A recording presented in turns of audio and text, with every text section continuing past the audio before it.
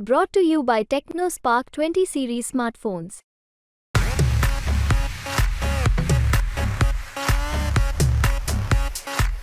शरद पवारांनी लेवा पाटील उमेदवाराला काउंटर करण्यासाठी इथं मराठा कार्ड खेळलं आणि त्यांनी मराठा समाजातला नवा चेहरा एक यशस्वी उद्योजक त्यांनी रक्षा खडसे यांच्या समोर ठेवला। तिथेही शरद पवारांनी हे धक्कातंत्र वापरलं आणि सुरुवातीला आपण म्हणजे श्रीराम पाटील किती लोकांना माहीत आहे असा विचार आपणही करत होतो। जे खडसे आज अशा परिस्थितीत आहेत की त्यांनी राष्ट्रवादी सोडून दिलेली आहेत आणि भाजपात अद्याप गेलेले नाही, म्हणजे ते कुंभणावर आहेत। आता 24च्या निवडणुकीमध्ये काय झालं की एकतर जरांगे पाटलांमुळे मराठा समाजाचं जे आंदोलन झालं, ओबीसींचा किंवा मराठा समाजाचा आरक्षणाचा प्रश्न, याच्यामुळे मराठा समाज जो एकवटला त्याला मुस्लिम समाजाची साथ, इतरही समाजाची साथ, त्या भागात जर आपण बघितलं तर मुस्लिम जो वोटर आहे, जो एस टी म्हणून वोटर आहे त्या भागामध्ये, आदिवासी पट्ट्यामध्ये, याचं मतदान नेमकं कोणाला झालेलं आहे हे सुद्धा खूप महत्त्वाचं असणार आहे। मुळात एकनाथराव खडसेंचं वलय आहे त्या भागामध्ये। एकनाथराव खडसे जितके लेवा समाजात प्रचलित आहे तेवढे मुस्लिम समाजात सुद्धा आहे। पण आता तरी खडसेंची परिस्थिती अशी आहे की ते कुठेच नाही आहे, पण त्यांनी त्यांचं काम करून घेतलेलं आहे। ते बहुधा उद्या सुद्धा राष्ट्रवादीत जाऊ शकतात अशी बी परिस्थिती आहे। पण आता ही डावाडोलची परिस्थिती त्यांची आहे ती। रावेर लोकसभेचा विचार करूया। रावेर लोकसभेसाठीही माझ्याबरोबर माझेच पत्रकार आहेत। रावेर लोकसभा आणि जळगाव लोकसभेत खूप प्रचंड डिफरन्स होता। रावेर लोकसभेसाठी बहुचर्चित असलेला खडसे परिवार या वेळी देखील रिंगणात होता।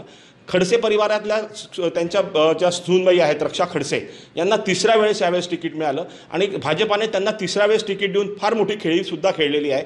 एकनाथ खडसे जे राष्ट्रवादीत गेले होते त्यांनीसुद्धा स्वगृही परतण्याचा मार्ग यावेळेस निवडला। अशाच परिस्थितीमध्ये महाविकास आघाडीकडून शरद पवार गटाकडून श्रीराम पाटील यांना त्या ठिकाणी उमेदवारी दिली गेली। मात्र रावेर लोकसभेची निवडणूक ही खूप चुरशीची झालेली आहे। त्याही ठिकाणी राजकारण खूप मोठं गाजलेलं आहे। जातीय समीकरण त्या ठिकाणी जास्त प्रमाणात होतं, कारण सगळ्यात महत्त्वाचा मुद्दा की रक्षा खडसे परिवार हा जो आहे लेवा पाटील समाज आणि श्रीराम पाटील हे एक मराठा कार्ड असलेलं व्यक्तिमत्व उद्योजक। अशातच रावेरची निवडणूक कशी झाली जाणून घेऊया। माझ्यासोबत संतोषजी आहेत। संतोषजी, रावेर लोकसभेचा जर स्पेशली आपण विचार केला, कशी राहिली निवडणूक? नाही, रावेर लोकसभेची निवडणूक जर बघितली ही म्हणजे सुरुवातीला भाजपला सोपी वाटत होती। उमेदवार मला वाटतं 1 महिना अगोदर डिक्लेअर केली आणि महाविकास आघाडीचा विचार जर केला, महाविकास आघाडीमध्ये कोण उमेदवार, सुरुवातीला एकनाथ खडसेंचं नाव स्वतः धनुष्यबाण पेलावं म्हणून एकनाथ खडसे होते। मात्र एकनाथ खडसेंनी जसं निवडणूक जवळ येत गेली आणि जसं रक्षा खडसे यांना उमेदवारी मिळेल, नंतर एकनाथ खडसेंनी आपण यासाठी सक्षम, डॉक्टरांनी आपल्याला जर परवानगी दिली तर आपण निवडणूक लढू। मात्र एकनाथ खडसेंनीच काही 3-4 नावं पुढे केले होते, ते चर्चेत नव्हते। त्यानंतर मात्र रवींद्र भैया पाटील जे आहेत राष्ट्रवादी जिल्हाध्यक्ष, जे शरद पवारांचे मानसपुत्र मला, ते खूप दिवसापासून प्रयत्न करत होते त्यांना उमेदवारी मिळेल की नंतर श्रीराम पाटील जे होते सुरुवातीला राष्ट्रवादी काँग्रेसमध्ये होते, नंतर पुन्हा ते भाजपमध्ये आले। 1 महिन्यामध्ये हे पक्ष बदल झाला आणि जवळजवळ ही निवडणूक रवींद्र भैया पाटील यांच्याऐवजी ती नंतर उमेदवारी मिळाली, श्रीराम पाटलांना मिळाली।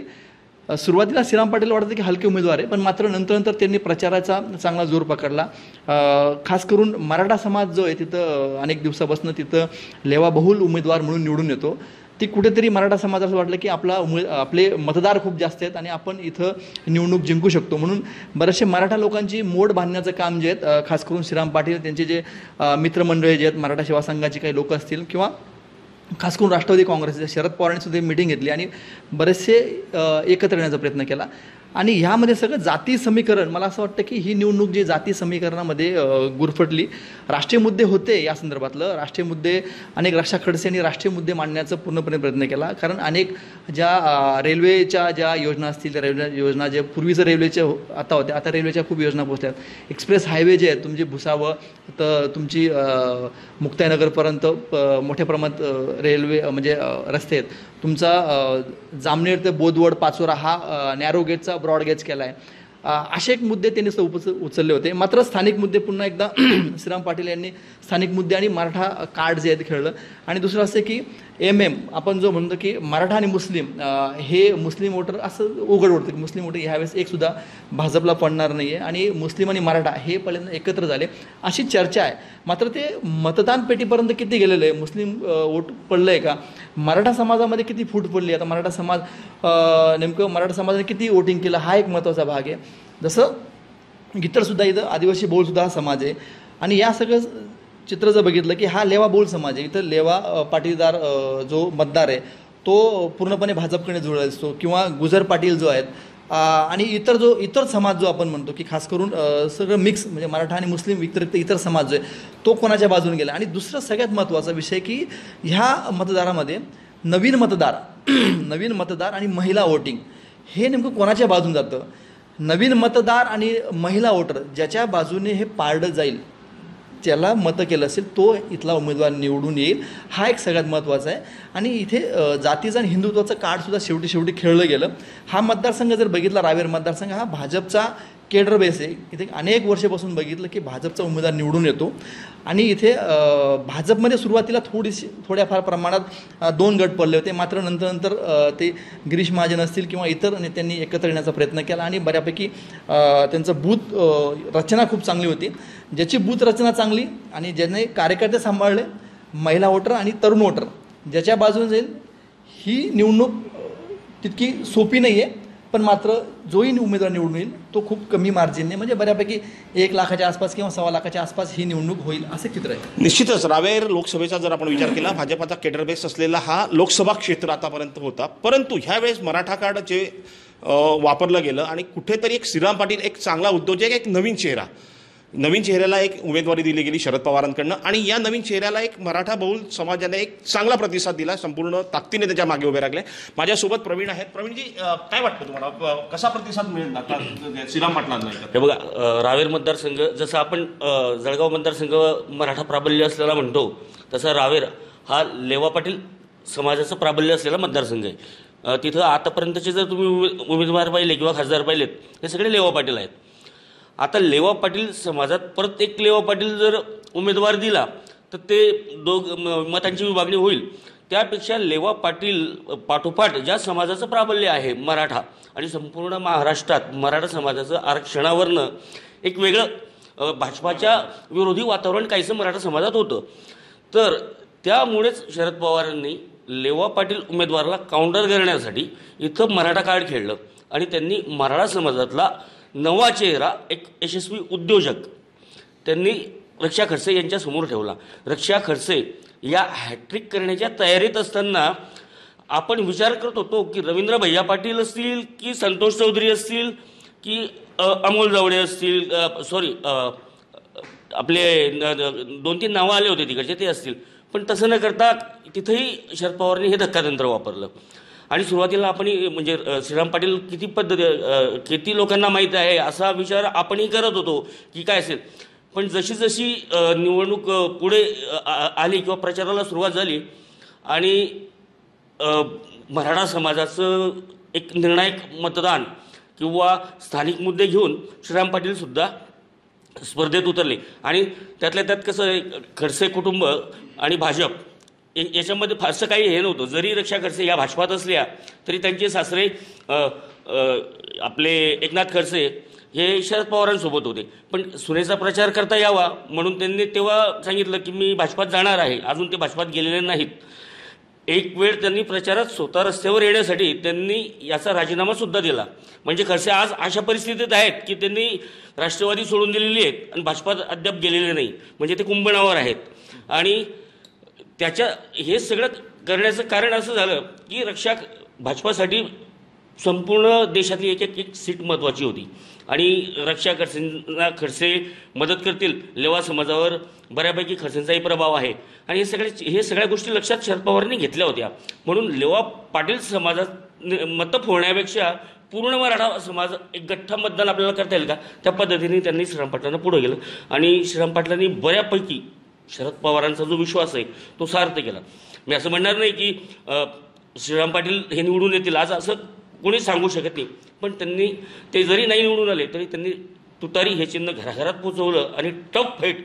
रक्षा खडसे आज 10 वर्ष खासदार राहिले आणि आपण असंही म्हणू शकत नाही कामच झालेले. बऱ्यापैकी इकडचा जो महामार्ग आहे आपला तरसोद ते चिखली हा बऱ्यापैकी पूर्ण झाला आहे. पण तिथले पण स्थानिक काही मुद्दे होते जे यांनी श्रीराम पाटलांनी, जसं आपण जळगावात कापसाचा प्रश्न म्हटला तसं केडी पीक विमाचा होता.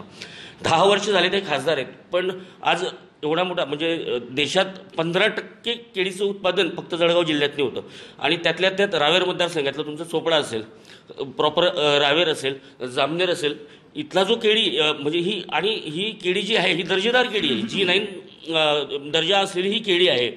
पण आजपर्यंत केळी उत्पादकांना किफायतशीर दरात आपला माल दिल्ली किंवा उत्तरेपर्यंत पोहोचवायसाठी कुठल्याच सुविधा इथं नाही आहेत. तुम्ही बघाल तर शीतगृहांची खूप आवश्यकता आहे, पण म्हणजे शासनाकडून कुठल्याही इथं शीतगृहांची व्यवस्था नाही आहे. निश्चितच रक्षा खडसे गेल्या 2 टर्मपासून इथे रावेर लोकसभा मतदारसंघाचं प्रतिनिधित्व करतायत. जवळजवळ 18 लाख मतदार या ठिकाणात आहेत, त्यांचं ते प्रतिनिधित्व करतात. सगळ्यात महत्त्वाचा मुद्दा की रक्षा खडसेंनी आतापर्यंत 10 वर्षात संपूर्ण रावेरकरांचे संपूर्ण प्रश्न मार्गी लावलेत का, हा देखील एक महत्त्वाचा मुद्दा आहे. आपल्यासोबत विकासजी आहेत. विकासजी, काय म्हणाल तुम्ही की बुवा रावेर लोकसभा मतदारसंघामध्ये रक्षा खडसे तिसऱ्यांदा निवडणूक लढत होत आहे, परंतु काही लोक आहेत मतदारसंघात की त्यांची अजूनही नाराजी जाणवली आपल्याला, काय वाटतं तुम्हाला? नाही, रावेर लोकसभा मतदारसंघात सगळ्यात मोठा प्रश्न काय आहे की केळी वाहतुकीचा. आज जवळपास 100-125 वर्षांची परंपरा आहे त्या मतदारसंघामध्ये. केळी अतिशय जुनं पीक आहे, पण तिथून ज्या वॅगन्स जायचे आधी AC वॅगन होत्या, काही नॉन AC वॅगन होत्या, नंतर हॉर्टिकल्चर ट्रेन त्या भागामध्ये सुरू करण्यात आली होती, जी 10-12 वर्षापासून बंद आहे. शेतकऱ्यांची खूप नाराजी होती आणि पीक विमा जे आहे सगळ्यात महत्त्वाचा, पीक विम्याचा जो प्रश्न आहे, पीक विमा अनेक शेतकऱ्यांना मिळालेला नव्हता. त्या पीक विम्याच्या तक्रारी झाल्या आणि ते सुद्धा त्याबद्दलही देखील नाराजी होती. थोडंसं आपण या मतदारसंघाचं असं इतिहासात जर डोकावून, जसं मगाशी झालं होतं की जाती न्याय कसं मतदान झालं आहे, आपण इतिहासात जर डोकावला तर 2009ची लोकसभा निवडणूक जर आपण पाहिली तर रवींद्र भैया पाटील वर्सेस स्वर्गीय हरिभाऊ जावळे या वेळेस मैदानात होते. 28,000 मतांनी रवींद्र भैयांचा त्या निवडणुकीमध्ये पराभव झाला होता. तो यासाठी झाला होता की बसपाचा उमेदवाराने जवळपास 35-40,000 मतं त्यावेळेस खाल्लेली होती. हे आपण दुर्लक्षून चालणार नाही. 14ची जी निवडणूक झाली, 14च्या निवडणुकीमध्ये रक्षा खडसे वर्सेस मनीष जैन राष्ट्रवादी काँग्रेसकडनं होते. मनीष जैन हे जैन धर्माचे असून, जैन समाज असून त्यांना 2.5 लाख मतं त्या लोकसभा निवडणुकीत मिळाली होती, जे मोदी लाटेमध्ये होते. 19च्या निवडणुकीत आपण जर बघितलं तर रक्षा खडसेंच्या विरोधात काँग्रेसचे उल्हास पाटील होते. उल्हास पाटीलांना 3 लाखांपेक्षा जास्त मतं त्यावेळेस मिळाली होती. हालाकी दोघं उमेदवार हे लेवा समाजाचे होते. आता 24च्या निवडणुकीमध्ये काय झालं की एकतर जरांगे पाटलांमुळे मराठा समाजाचं जे आंदोलन झालं, OBCचा किंवा मराठा समाजाचा आरक्षणाचा प्रश्न, याच्यामुळे मराठा समाज जो एकवटला, त्याला मुस्लिम समाजाची साथ, इतरही समाजाची साथ, त्या भागात जर आपण बघितलं तर मुस्लिम जो वोटर आहे, जो एस टी म्हणून वोटर आहे त्या भागामध्ये, आदिवासी पट्ट्यामध्ये, याचं मतदान नेमकं कोणाला झालेलं आहे हे सुद्धा खूप महत्त्वाचं असणार आहे.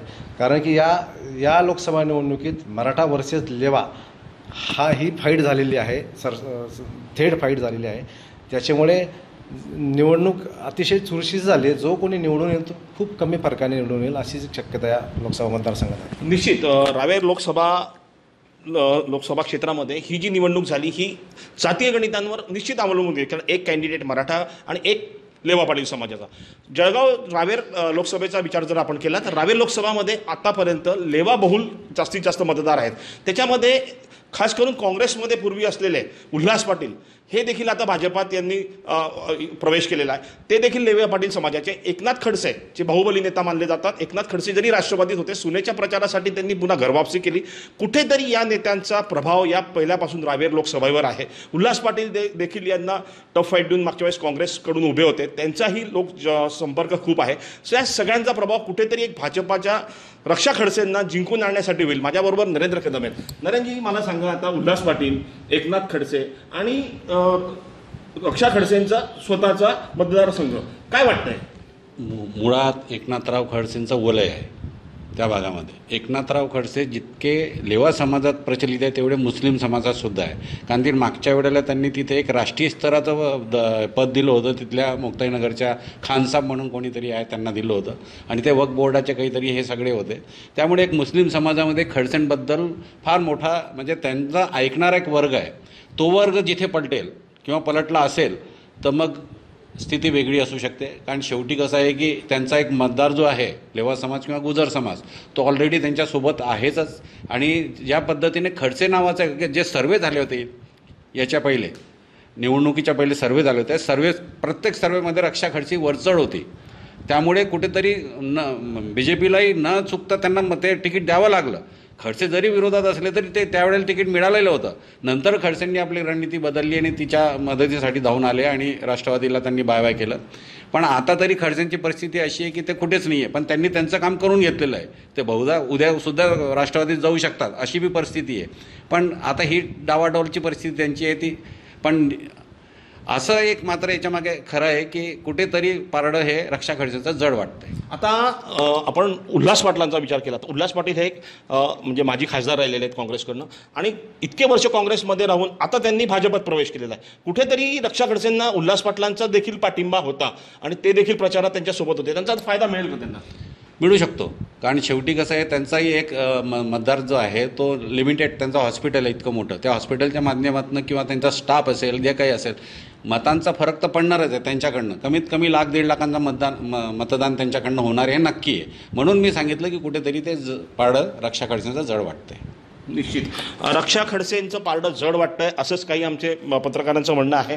या ठिकाणी रावेरचा जर आपण अभ्यास केला तर रावेरमध्ये म्हणजे लेवा पाटील बहुल मतदारसंघ आहे. जरी मराठा मतदार त्या ठिकाणी जास्त असले तरी पण या ठिकाणी म्हणजे रक्षा खडसेंचं पारडं जड वाटतंय. सगळ्यात महत्त्वाची बाब या ठिकाणी एक जाणवायची वाटते की रक्षा खडसेंना भाजपाने सगळी सुरुवातीला तिकीट मिळेल की नाही अशी परिस्थिती होती. जळगाव जिल्ह्याचे जे नेते असतील त्यांचा एक 4 महिन्यापूर्वीचा जो अभ्यास केला तर रक्षा खडसेंना तिकीट पण मिळतं की नाही इथून सुरुवात होती. पण कुठेतरी एकनाथ खडसेंना शह देण्यासाठी जाणून बुजून सगळ्यात पहिल्या यादीमध्ये रक्षा खडसेंना तिकीट जाहीर करण्यात आलं.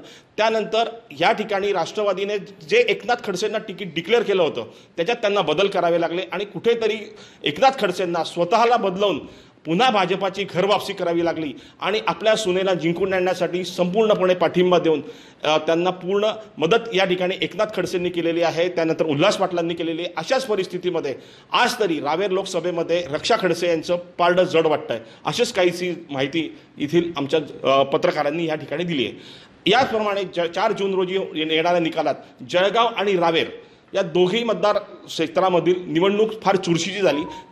निवडणुकीचा निकाल नेमका काय लागेल हे आज देखील कोणी सांगू शकत नाही. अशा परिस्थितीत नेमकी वाट बघायची ती 4 जूनची. बघत रहा मुंबई तक.